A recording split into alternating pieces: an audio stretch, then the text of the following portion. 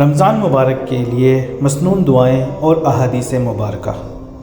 جب رمضان المبارک کا مہینہ آتا تو رسول اکرم صلی اللہ علیہ وسلم یہ دعا فرماتے ہیں: اللہم بارک لنا فی رجب و شعبان وبلغنا رمضان۔ ترجمہ: اے اللہ، ہمارے لیے رجب اور شعبان میں برکت عطا فرما اور ہمیں رمضان نصیب فرما۔ رمضان میں روزہ افطار کے وقت کی دعا۔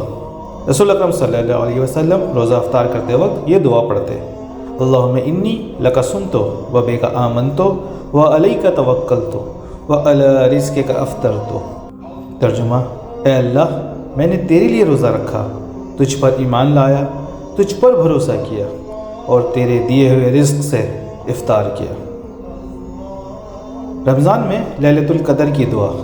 حضرت عائشہ رضی اللہ تعالی عنہ نے نبی کریم صلی اللہ علیہ وسلم سے پوچھا: اگر کہ میں شب قدر کو پالوں تو کون سی دعا مانگوں؟ تو رسول اکرم صلی اللہ علیہ وسلم نے ارشاد فرمایا: اللہم انک عفو تحب العفو فاعف عنی۔ ترجمہ: اے اللہ، تو بہت معاف کرنے والا ہے، معافی کو پسند کرتا ہے، بس مجھے معاف کر دے۔ رمضان کے آخری عشرے کی دعا۔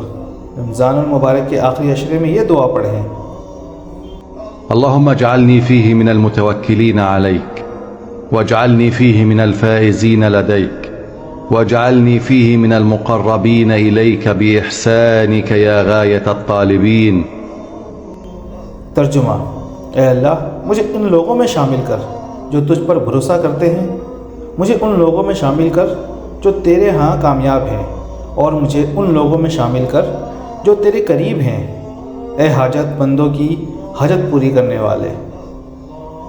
رسول اکرم صلی اللہ علیہ وسلم نے ارشاد فرمایا: اللہ تعالیٰ اس شخص کو خوش خرم رکھے جو میری حدیث سنے، اسے یاد رکھے اور یوں کی تو دوسرے مسلمانوں تک پہنچائے۔